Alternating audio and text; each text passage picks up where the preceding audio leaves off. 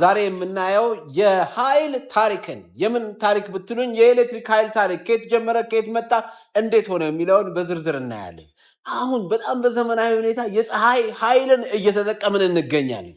ከዛ በፊት ኤሌክትሪክ ከሃይድሮ ኤሌክትሪክ ከከሰል እና ከተለያዩ ስቲም ኃይሎች እናገኝ ነበር። ስለዚህ አድማጭ ተመልካቾቻችን የኖታ ተከታታዮች ወዳጆቻችን የምንወዳችሁ በሙሉ ማለት የምንፈልገው ኃይል ከየት መጣ የምን ኃይል ብትሉ የኤሌክትሪክ ኃይል የት ጀመረ እንዴት ጀመረ የሚለውን አጭር ዳሰሳ አብረን እንቃኛለን። እንግዲህ የሰው ልጅ በመጀመሪያ ድንጋይን አጋጭቶ እሳት ካመጣ በኋላ እየቀጠለ እየተጓዘ ኢቮልቭ እያደረገ ወይም በአማርኛ አዝጋሚ ለውጥ እያሳየ የመጣው የኃይል ምንጭ ፍለጋ መጨረሻ ከቤንዚን ከፀሐይና ከናፍጣ ጀነሬተር በፊት የነበረው የሁሉም አውራና አንጋፋ የኮል ጀነሬተር በተለምዶ የከሰል ጀነሬተር የምንለው እዚህ ዲያግራም ላይ ከሰሉ ከገባ በኋላ ታፍኖ በኃይል እንዲቀጣጠል ይደረጋል። በኃይል ከተቀጣጠለ በኋላ የሚያወጣው አየር አንድ ቻምበር ውስጥ ተቀምጦ እንዲታመቅ ከተደረገ በኋላ ያ የታመቀ ልዩ የሆነ አየር የጀነሬተሩን ተርባይን እየመታ ኃይልን የሚያመነጭ ሲሆን ይህ ቴክኖሎጂ ለጀነሬተር ኢንዱስትሪ ፈርቀዳጅ የሆነ የመጀመሪያው አንጋፋ የከሰል ጀነሬተር ነበረ። ይህ አዝጋሚ ሂደት ወይም ደግሞ ኢቮሉሽን እየተንከባለለ መጥቶ ማይክል ፋራዳይ የመጀመሪያውን ንድፈ ሐሳብ የዲናሞን እስከዛሬ የምንጠቀምበትን የዲናሞን ንድፈ ሐሳብ ትቶልን ሄደ።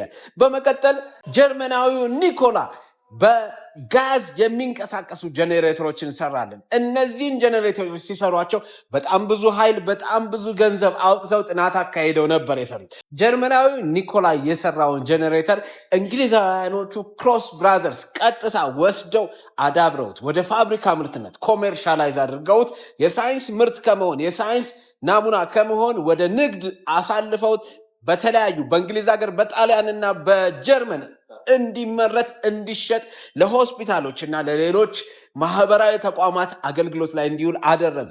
ይህ ጀነሬተር በጋዝ የሚሰራ መሆኑን ልብ ይሏል። ይህ በእንዲህ እንዳለ ጣሊያን ውስጥ ታሪክ ተፈጠረ። ጣሊያን ውስጥ አሌክሳንድሮ ቮልታ ምን ሰራ? ባትሪን ሰራልን። የመጀመሪያውን ባትሪ ከሳልት ከዚንክና ከኮፐር ሰርቶልን ኃይልን መያዝ የሚችል ባትሪን ለመጀመሪያ ጊዜ ሰራልን። አሌክሳንድሮ ቮልታ የሰራውን ይህንን ባትሪ እነ ቶማስ ኤዲሰን ሞዲፋይ አድርገው አሻሽለው እግዚአብሔር ይስጣቸው አሁን የምንጠቀምበትን ደግሞ እየተሻሻለ ያለውን ባትሪ አቅም አበቁልን። ይህ የባትሪ ታሪክ ኢቮልቭ እያደረገ ወይም አዝጋሚ እድገት እያመጣ ምን ደረሰ? 1990ዎቹ ላይ ባትሪ ወደ ሊቲየም አሲድ ባትሪነት ተቀየረ። ስለዚህ ሊቲየም አሲድ ሎንገር ላይፍ እና ቀላል የሆነ እስካሁን እየተጠቀምንበት ያለውን ሊቲየም አየን ባትሪ ጆን እና የስራ ባልደረባው ፈጠሩ። ይሄ ባትሪ ቀላል ለረጅም ጊዜ የሚያገለግል ከሱ በፊት የነበሩ በቅድሚያ የነበሩ አንሴስተሮቹን በብዙ የበለጠና የተሻለ ባትሪ መሆኑን ልብ ይለዋል። በመጨረሻም ስቴት ኦፍ ዚ አርት የሆነው ፖሊመር ባትሪ ላይ ደርሰናል። እነዚህ ባትሪዎች የመያዝ የመቆየት ከዛ በኋላ ደግሞ ባህሪያቸውን ሳይቀይሩ የመንቀሳቀስ አቅማቸው እንደ ቴክኖሎጂ የሚለያይ መሆኑን እንገልጻለን። እያንዳንዱ ቴክኖሎጂ እየተሻሻለ ሲመጣ ቻርጅ የመደረግ አቅሙ፣ ቻርጅን ይዞ የመቆየት አቅሙ፣ ሌሎች ተዛማጅ የሆኑ ባህሪዎቹ እየዳበረ እንደሚመጣ ልብ ይሏል። በዛሬው ማብራሪያችን መጨረሻ የምንናገረው ስለ ሶላር ወይም የፀሐይ ኃይል። እኛ ምን ብለነዋል? በኖታ ቴክኖሎጂ ስም ፀሐይ መስራት ትወዳለች። ስሙኝ፣ ፀሐይ መስራት ትወዳለች ስንል ዝም ብለን ሞቅ ብሎን አይደለም። ለምንድነው ፀሐይ መስራት ትወዳለች? ቴክኖሎጂው ከፈቀደ ፀሐይ በአንድ ሰዓት ውስጥ ወደ ምድር የምትለቀው ኃይል ምድር ላይ የሚንቀሳቀሱ ኃይሎችን በሙሉ ግድቦችን በሙሉ ዘግተን ኒውክሌር ፓወሮችን በሙሉ ዘግተን ኢማጂን በኮል የሚንቀሳቀሱ በስቲም የሚንቀሳቀሱትን በሙሉ ዘግተን ማለት ነው። ፀሐይ በአንድ ሰዓት የምታወጣው ኃይል ማለት ነው ለአንድ ዓመት ሙሉ የምድርን የኃይል ፍጆታ ማቅረብ ትችላለች። እነ ኒውክሌር እነ ሃይድሮኤሌክትሪክ እነ ስቲም እነ ኮል በሙሉ ተዘግተው ማለት ነው። ፀሐይ አንዴ ስትተነፍስ በአንድ ሰዓት ውስጥ ትንፋሿ ለአንድ ዓመት ምድርን ሊያሞቅ ሊያነቃ ሊያንቀሳቅስ የሚችል ኃይልን ነው የምታመነጨው። ስለዚህ የምታመነጭልንን ነፃ የሆነ የምታመነጭልንን ግሪን የሆነ ስማርት የሆነ ኃይል መጠቀም ከቻለን ፀሐይ ሁል ጊዜ መስራት ትወዳለች እንላለን። ወደ ዝርዝሩ እንግባስ። ይኸውላችሁ ዘመናዊ የሆነውን የፀሐይ ፎቶቮልቲክ ኢነርጂን ስቶር ማድረግን ኤድመንድ በ1939 ዓመተ ምህረት ላብራቶሪ ላይ አገኘ።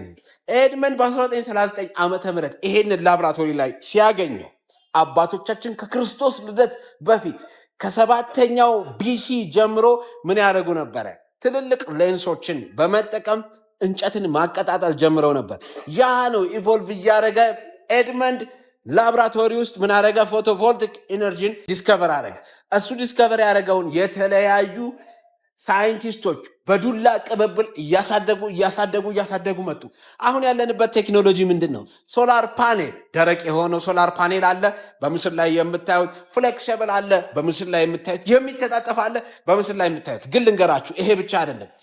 ሶላር ፓወር አሁን የደረሰበት ቴክኖሎጂ የጣሪያ ራሱ ሽፋን እኛ በተለምዶ ዴክራ የምንለውን እየገጣጠሙ ኃይል ማመንጫ፣ ሌላ ደግሞ የህንፃ መስተዋቶች፣ ሶላር ፓኔል ባጭሩ መጋረጃ ድረስ ደርሷል። ስለዚህ እነዚህን ቴክኖሎጂዎች መጠቀምና ማምረት ከቻለን ፀሐይ አሁንም መስራት ትወዳለች። እንዳልኳችሁ የዱላ ቅብብሉ አንዱ ለአንዱ እያቀበለ ሳይንሱን እያዳበረ መጨረሻ ታላቁ የዓለማችን የፍልስፍናና የፈጠራ ማዕከል የሆነው ናሳ ውስጥ ሶላር ፓወር አቴንሽን አገኘ። ይህ ናሳ ተመራማሪዎች አዳብረው አዋህደው ምን አደረጉ? በ2000 ዓመተ ምህረት ጀምሮ ለምርት የሚውል ሶላር ፓኔሎች፣ አሁን የምናያቸው አይነት ሶላር ፓኔሎች ወደ ሶላር ፋርሞች መሰራጨት ጀመሩ። ስለዚህ ከፀሐይ ኃይልን ሃርቨስት ማድረግ ጀመርን። ገና 2000 ዓመተ ምህረት ላይ ነው በደንብ ኮሜርሻላይዝድ የሆነው ሃርቨስት መደረግ የጀመረው። ይሄ እያደገ ያለ ቴክኖሎጂ፣ ይሄ ገና በጉርምስና እድሜው ላይ ያለ ቴክኖሎጂ ገና ታሪክ ያሳየናል። ኖታ